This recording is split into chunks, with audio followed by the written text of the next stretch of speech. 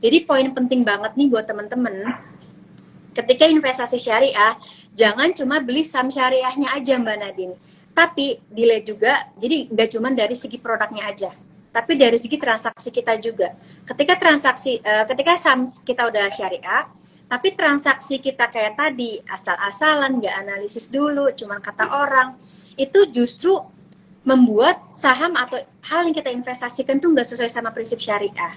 Karena tadi goror gitu. Jadi hal-hal yang harus dikonsernin banget nih sama investor syariah, belajar dulu, belajar dan ikut IG Live ini juga kan salah satu bentuk usaha untuk belajar, untuk ikhtiar gitu. Jadi ketika kita mau investasi saham, kita belajar, kita analisis, itu udah bentuk ikhtiar kita untuk meminimalisir yang namanya goror, spekulasi, kayak gitu Mbak Nadine. Semoga bisa mengerti ya teman-teman dan bisa mengaplikasikannya juga. Oke, baik. Gitu Jadi nanti. jangan spekulasi dengan katanya ini sahamnya bakalan naik sampai sekian gitu. Atau tebak-tebak buah manggis yang bahasa saya ada baiknya tetap menganalisa secara fundamental dan secara teknikal. Nah, kalau misalnya kita berbicara tentang mengenai pasar saham, tentu ada beberapa hal untuk meraih keuntungan nih Mbak Sasa. Salah satunya trading, investasi jangka panjang, ataupun menunggu listing IPO ya. Nah, kira-kira kalau dalam saham syariah boleh nggak sih trading? Karena kan trading itu seperti ya kita melihat pergerakan hari ini, oh hari ini bakalan kesini nih harganya, nanti bakalan turunnya di sini garis supportnya dan lain-lain. Nah, itu di saham syariah diperbolehkan atau tidak? Oke, ini salah satu pertanyaan balik lagi yang paling sering ditanyain juga nih Mbak. Trading itu boleh nggak sih syariah gitu? Syariah itu boleh nggak sih trading gitu ya? Nah, itu pertanyaan yang paling sering dan bagus juga untuk dibahas gitu. Kenapa? Karena ya itu banyak orang yang menganggap bahwa trading itu syariah nggak boleh gitu. Nah, padahal dalam kenyataannya itu tuh boleh, tapi ada syaratnya, ada tapinya. Jadi gini, ketika kita investasi atau trading gitu ya tadi ya, misalnya beli pagi jam 9, kita mau jual lagi jam 10 ataupun lebih singkat waktunya, itu boleh, tapi selagi sahamnya itu udah masuk ke portofolio dulu Mbak. Jadi kita nggak boleh ada yang namanya short selling. Kalau misalkan transaksi konvensional kan bisa tuh kita short selling gitu kan, ada bisa gitu. Nah kalau syariah short selling tuh nggak boleh. Kalau short trading boleh, short selling nggak boleh. Short trading itu kayak misalnya tadi short trading itu kayak apa namanya, beli pagi jual siang, atau trading yang jangkauannya cepat pendek gitu ya. Nah tapi kalau short selling kan itu nggak boleh justru, karena kan sahamnya kalau short selling kan belum ada di portofolio kita gitu. Kenapa nggak boleh? Karena berarti itu bukan hak milik kita, belum jadi hak milik kita.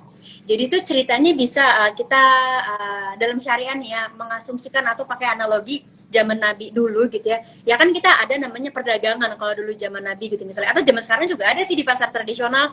Misalnya pagi-pagi nih saya pedagang nih ya. Pagi-pagi subuh-subuh gitu ya. Ambil apa ya, telur misalnya, telur di distributor gitu kan. Terus jam 6 pagi kita udah nyampe lapak kita mau jualan. Ya itu kita boleh ngejual karena telurnya di lapak kita gitu. Tapi ketika short selling ataupun tadi pedagang telur tadi, kalau belum jadi hak milik kita, belum di lapak kita, itu belum boleh karena belum jadi hak milik kita gitu. Nah makanya balik lagi, trading itu diperbolehkan ketika sahamnya ini udah masuk ke portofolio kita gitu. Dan enaknya nih Mbak Nadine, kalau misalkan kita pakai SOTS atau Syariah Online Trading System yang khusus buat syariah gitu ya, kita tuh otomatis nggak bisa Mbak kalau short selling tadi. Misal kita punya habis ngebeli nih saham terus pengen langsung jual gitu, itu langsung otomatis ditolak kalau misalnya sahamnya belum masuk portofolio. Tapi kalau sahamnya udah masuk portofolio itu ya berhasil gitu, artinya sahamnya udah jadi hak milik kita, boleh dong kita jual. Apalagi misalnya itu menguntungkan buat kita, apalagi misalnya kalau misalnya kita diemin aja justru menimbulkan resiko yang lebih tinggi misalnya, kan itu harus dihindari juga gitu. Jadi yang penting adalah ketika trading boleh banget selagi udah masuk ke portofolio kita, dan lebih gampang ketika kita pakai SOTS. Jadi nggak usah bolak-balik ngecek dulu gitu loh Mbak. Itu sih Nah, Mbak Sasa simpelnya. mungkin di Sobat Investor ini banyak banget yang nggak paham yang namanya short selling. Boleh nggak sih dicontohin dalam portofolio atau enggak dalam aplikasi gitu ya, kalau misalnya kita mau beli short selling itu yang bagaimana nih logikanya? Oke. logikanya ya, simpelnya saya gimana ya, berusaha buat yang sesimpel mungkin ya. Contohnya misalnya gini, ada nih sebuah saham, itu tuh kayaknya setelah kita analisis gitu ya, sahamnya bagus nih gitu ya, sahamnya oke nih gitu, kita misalnya ketika kita ngejual di harga let's say 2000 lah gampangnya gitu ya. Mbak Sasa, sorry putus-putus, suara saya terdengar jelas Mbak. Mbak Sasa, sorry putus-putus, boleh diulangin? Iya sobat investor, sepertinya jaringan narasumber kita agak terganggu. Mbak Sasa? Oke. Mbak Sasa? Oke, sekarang udah jelas kan Mbak? Udah terdengar. Ya, halo. Suaranya udah jelas. Oke, baik. Boleh diulang Mbak? Tadi udah putus banget dari awal. Oke, jadi short selling ya tadi ya Mbak ya. Contoh misalnya ada sebuah saham nih, let's say saham ABCD lah ya gitu. Terus kita tuh pas nganalisis, pas ngeliat gitu ya, ternyata sahamnya ini ada potensi kenaikan gitu ya. Nah, jadi kita tuh pengen ngejual nih di harga tertentu, misalnya di harga 2000 gitu ya. Tapi ternyata kita tuh nggak punya nih saham itu di portofolio kita, tapi karena kita pengen dapetin potensial cuan itu, kita kayak minjem dulu duitnya gitu ya, atau minjem dulu sahamnya gitu ya. Nah itu dijual di harga yang tadi kita harapin tadi gitu. Nah nanti ketika udah berhasil kita balikin kayak gitu. Simpelnya analoginya kayak gitu ya. Jadi sahamnya ini belum jadi hak milik kita, tapi kita punya apa ya, kayak potensi untuk mendapatkan keuntungan. Jadi kita ke-trigger kayaknya bakal cuan nih, kita pinjam aja dulu deh gitu ya. Nah itu. Nah, di situ itu nggak boleh, karena kan berarti sahamnya ini awalnya itu bukan jadi hak milik kita. Jadi dalam syariah ya nggak boleh, karena barang apapun, nggak cuma saham gitu ya, dalam kehidupan sehari-hari, ketika belum jadi hak milik kita, kita nggak punya hak buat melakukan apapun atas barang itu gitu. Sama halnya dengan investasi. Jadi simpelnya kayak gitu sih Mbak Nadine, semoga bisa dipahami ya baik. teman-teman. Nah, jadi sobat investor yang bertanya-tanya, boleh nggak sih saham syariah itu untuk trading? Boleh, asalkan bukan short selling ya Mbak Sasa ya. Jadi sahamnya yang namanya trading, investasi jangka panjang itu boleh.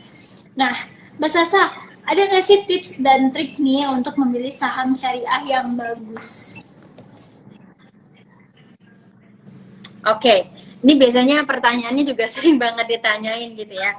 Nah, tips dan triksnya yang pertama, kalau mau investasi syariah, udah pasti teman-teman sangat-sangat dianjurkan, bahkan ayolah gitu ya, investasinya pakai SOTS atau Syariah Online Trading System.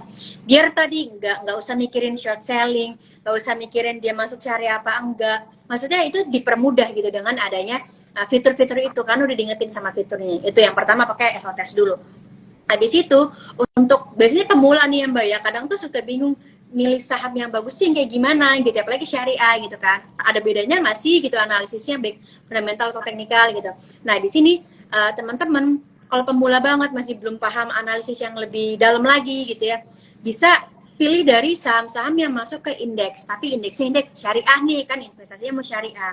Ada ISSI, ada JII, JI 70, indeks syariah Agro dan lain-lainnya, ada beberapa indeks. Nah, ketika teman-teman milih beberapa dari beberapa indeks itu kan udah terukur gitu, misalnya indeks syariah BUMN 17 gitu ya. Nah, itu berarti kan saham-saham BUMN 17, saham-saham BUMN yang syariah gitu ya, yang kinerjanya itu bagus lah gitu. Nah, teman-teman bisa pilih dari situ. Nah, dari situ misalnya teman-teman dapatlah nih saham pilihan ada 2 misalnya. Nah, saham A sama saham B gitu. Nah, dari saham itu teman-teman analisis lagi gitu, dari segi fundamentalnya, dari segi teknikalnya. Nah, yang harus diperhatikan adalah dari segi hutangnya gitu. Tadi kan di awal sempat dibilang ya, kalau syariah itu proses financial screeningnya adalah pendapatan hutangnya itu nggak boleh lebih dari 45% gitu, sama pendapatan non halalnya nggak boleh dari 10%. Kalau dia sahamnya udah syariah, otomatis dia di bawah itu. Tapi filter yang kedua adalah coba deh cari saham-saham yang lebih kecil lagi hutangnya.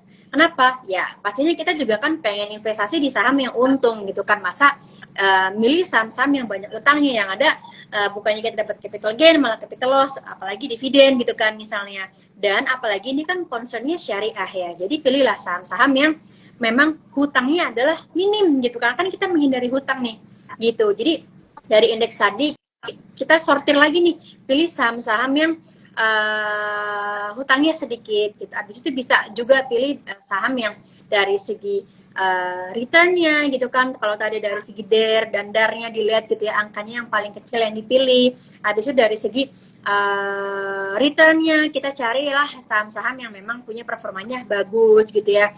Habis itu jangan lupa juga teman-teman diversifikasi gitu misalnya, karena kan balik lagi investasi syariah itu jangan lupa untuk minimalisir risiko juga, untuk mendapatkan risiko yang lebih besar tuh kan nggak dihindari lah gitu ya.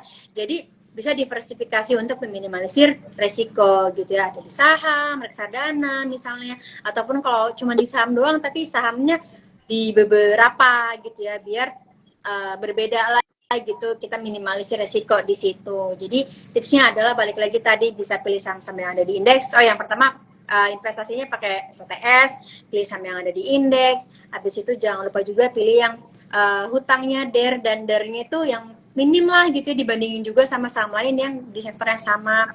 Habis itu dari segi return-nya, atau bisa juga pilih saham-saham yang di yang marketnya yang paling besar, saham-saham blue chip gitu misalnya, itu bisa jadi tools ya buat pemula biar lebih gampang lah gitu.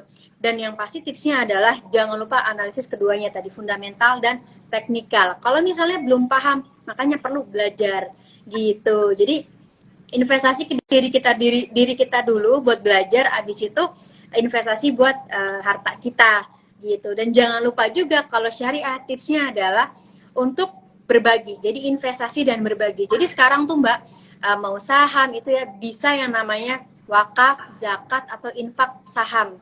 Jadi kalau memang kita prinsipnya syariah nih, investasi untuk cuan dunia akhirat gitu ya, cuan buat dunia dapat, cuan buat akhirat dapat, jangan lupa juga buat wakafin atau zakatin atau infakin saham yang teman-teman punya juga, biar lebih berkah gitu sih Mbak Nadine tipsnya. Semoga bisa diterapin nih sama baik. teman-teman. Jadi tadi tipsnya ada beberapa yang memang ya secara khusus kita bisa memilih saham itu syariah atau tidak ya, seperti salah satunya saham yang sudah dipilihkan nih dengan SOTS ya. Nah, terus saham-saham yang memang udah ada di list-listnya Bursa Efek Indonesia, saham syariah apa aja kita udah bisa tahu. Lalu secara tradingnya juga tadi kita udah bahas dari awal ya Mbak, secara jual belinya bagaimana, short sellingnya, short tradingnya. Nah, jadi sobat investor yang memang benar-benar mau menerapkan prinsip syariah, boleh nih langsung diterapkan dengan tips dan trik yang Mbak Sasa bilang tadi. Nah, Mbak Sasa ada pertanyaan dari sobat investor cukup menarik dari @febrio. Nah, kalau dijual hasil penjual saham yang udah nggak syariah gimana nih bersihinnya? Oke, pertanyaannya bagus banget ya. Kadang nggak semua orang sadar akan hal itu loh Mbak. Kadang ya udah investasi syariah terus nggak syariah lagi, ya udah gitu kan. Nah, untuk dibersihinnya masnya atau kakaknya mungkin bisa tadi tuh nyambung ke pernyataan sebelumnya, bisa dizakatin, diinfakin gitu ya. Itu kan bisa juga tuh wakaf saham, zakat saham. Jadi itu salah satu tools yang bisa digunain untuk membersihkan saham kita yang tadinya syariah terus nggak syariah gitu. Jadi dari itu misalnya dijual terus hasil penjualannya itu teman-teman infakin dalam bentuk uang ataupun dalam bentuk saham, itu boleh. Apalagi di motion trade itu tadi bisa ya, di menu filantropi itu untuk mau wakaf, mau zakat saham itu bisa. Jadi misalnya daripada milih buat dijual terus uangnya kita ambil top up, kita tarik gitu ya, nah bisa langsung si sahamnya tadi kalau memang emang menghindari banget nih ya yang bukan syariah, ya udah deh dizakatin aja semuanya, itu bisa. Atau misalnya ya udah deh dizakatin aja 2,5%-nya lah, atau sebagiannya lah, atau berapa gitu, itu bisa Mbak. Jadi itu ya bisa digunakan untuk filantropi gitu ya, untuk berbagi ke sesama biar bersih lagi gitu Mbak Nadine. Semoga menjawab pertanyaan dari tadi masnya ya. Jadi tadi sebenarnya untuk membersihkan harta juga ada nih di dalam ajaran agama Islam ya, bagaimana cara-caranya. yang kita terapkan Yes, aja, betul. mudah-mudahan harta kita kembali bersih lagi. Oke, baik Mbak Sasa, itu tadi pertanyaan terakhir dari Sobat Investor. Sebenarnya banyak banget pertanyaannya, tapi waktu kita sangat terbatas ya Mbak Sasa. Yes. Menarik banget Terbatas, karena yang dibahas adalah pasar syariah.